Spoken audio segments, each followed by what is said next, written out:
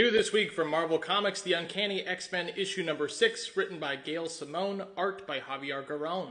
The Uncanny X-Men by Gail Simone has been one of my favorite new series this year, as it almost single-handedly has made me invested in the future of the X-Men at Marvel Comics. And with the release of issue number 6, I think it is high time that this series gets the praise it deserves. Those of you out of the know, the Krakoa era came to a shocking end recently and displaced the mutant population around the world. This fracturing also coincided with the splintering of mutant-centric Marvel comic release titles, creating various ongoing series such as the mainline X-Men title from Jed MacKay and Ryan Stegman, a New York-focused series called NYX from Colin Kelly and Jackson Lansing, our wandering Uncanny X-Men in the Deep South, and many more. What makes the Uncanny X-Men stand out from the pack, in my opinion? Well, while the large majority of new X-Men and mutant series focus on established legacy characters, Uncanny X-Men has taken time to introduce 4 brand new mutant characters pulling from the traditions of its X-Men comics predecessor.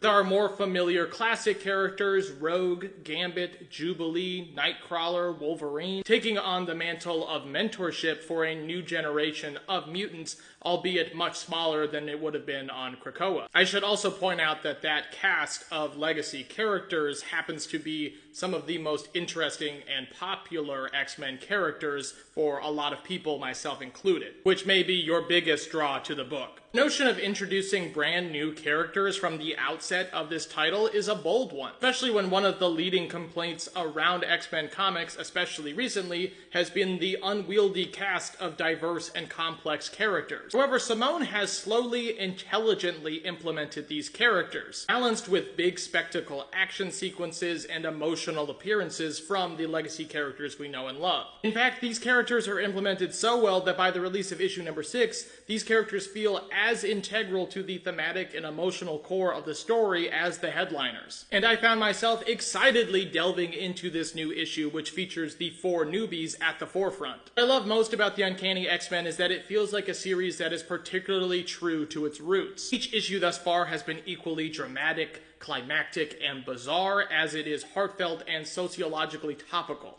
What's more, Simone has found avenues to fundamentally further the personal relationships and personal stakes of her legacy characters in exciting new ways. For instance, simply changing up traditional hierarchy by promoting Rogue to the de facto leader of the team, with Gambit in more of a mentor role and Wolverine wrapped up in a personal struggle. Furthermore, each issue of this series thus far has been genuinely surprising, with hardly any of the superhero comic-ism tendencies or expectations that you would expect from a series this far into its history. If anything, this feels like a fresh slice-of-life story with a harrowing gothic horror plot thrown in the mix. What is overwhelmingly clear from this series thus far is that this is a writer who truly loves these fabled characters, and has a clear vision of what X-Men comics should relay thematically to a new generation of readers. If you have been discouraged by the recent history of X-Men comics and are looking for more of a return to form, then I suggest you pick up this comic over any of the other X-Men titles. Additionally, if you're like me and have never really been drawn into the modern world of X-Men comics, I can personally attest that this series is palatable, unique, and beautifully written. But let's talk more specifically about The Uncanny X-Men issue number 6, which means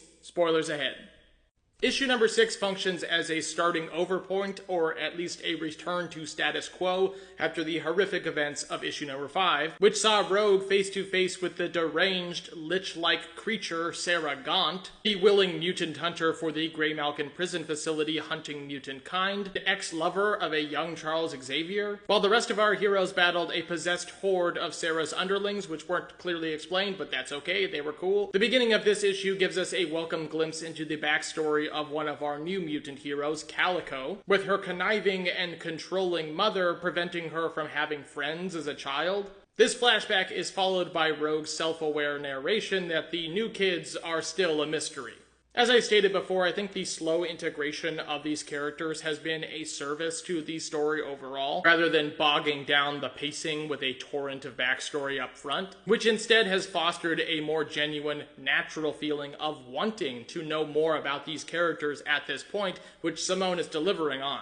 As Rogue continues her narration, we settle on the context of our scene, as we see our cast of former X-Men attempting to reason with Calico atop her signature power-enhanced horse named Ember. Clearly, Calico is not pleased with the prospect of going to school like typical children, babbling something about they're all goblins, till she uses her horse to send Wolverine absolutely fucking flying. Rogue scolds Calico in a manner reminiscent of her mother, which seems to do the trick to calm her down, as Jubilee helps up Logan, who reveals that the hit from Calico nearly killed him. Which, if you know anything about Wolverine, is no easy feat. Picks up on this conversation and some of Wolverine's internal thoughts, utilizing some of the lingering mental acuity powers from a deceased mutant child who helped her in her fight against Sarah Gaunt, and recalls a prophecy from the witch stating that one of these 4 new mutant children would be the Endling, a mutant fated to watch the death of all other mutants. All of which is just some of the coolest comic book content that I have read this year, and it is presented so effortlessly. The stakes of the fragile present versus the ever-encroaching future, the deepening, complex interpersonal relationships, the vacillating power dynamics, are key elements that make superhero comics so entertaining, and this series explores them all in earnest fashion.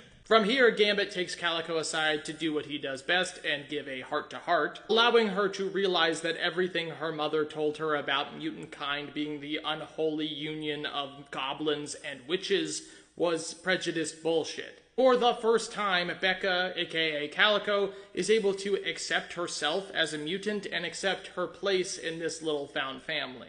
We cut to the bus station as our 4 mutants and the daughter of the accommodating host family they are all living with all wait hopefully for the first day of school. However, once aboard the bus, they are immediately the victims of typical teenage abuse and ridicule, which is to be expected, but no less heartbreaking. The story divides further as Nightcrawler and Jubilee shop for groceries in the rural town, where Nightcrawler ends up saving a child from the path of an oncoming truck, while Jubilee, left alone, is assaulted by Grey-Malkin agents. Meanwhile, we see Wolverine confessing to Gambit and Rogue that he has been distracted by the recent death of his army friends, which leads to a kind of intervention from Rogue regarding Wolverine's undiagnosed and untreated PTSD. Back at the school, Ransom and Deathdream, who, by the way, is a standout character for me with his hilariously sardonic and deadpan characterization, not to mention his really cool manga-esque powers, as they both get even with the school bullies who are clearly prejudiced against mutants, as Becca is led into an ambush in the school gymnasium where she is brutally tased by a bunch of Grey-Malkin agents. I don't know about other fans of this series, but that ending page had me literally standing and shouting in my living room, "Oh my god, no!"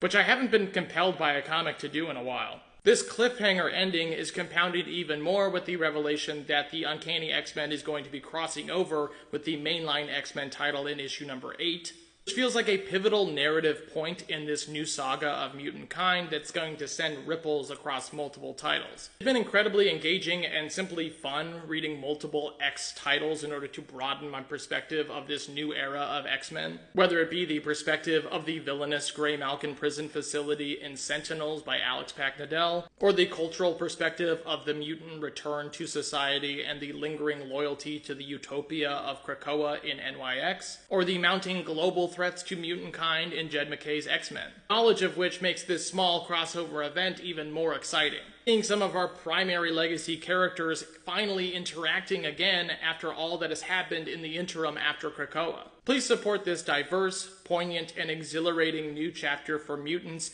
and your local comic book store by picking up the Uncanny X-Men issue number 6 on shelves now. Side note here, I was really eager to give new readers a release date for the trade paperback collection of this series, seeing as we have reached the typical benchmark number of issues, 6, for a collected release, only to discover that the trade paperback for this is coming out April 8th? I believe this is so they can include the free comic book day X-Men title releasing at the beginning of the year, but still feels like a huge oversight on Marvel Comics' part to engage new readers of this series. I really love that Calico's powers haven't really been explained. It's been left up to the reader to kind of assume how her powers work, but I love how unique the whole concept is. Her being tied to her horse. The horse is able to fly, it's able to shoot fire, it's able to be super strong. Is it her? Is it the horse? What's going on? We don't know yet, but that's okay. Dead. I feel like a lot of comic book fans really focus on the big spectacle action sequences, but it's about the small moments like this, too. Not gonna lie, I was a little distracted by the framing of this panel. Great small town human moment for Nightcrawler here as well. But yeah, man, this was fucking brutal. And also, that last line? Horrible, man. Oh my god, I hope they get her back in one piece.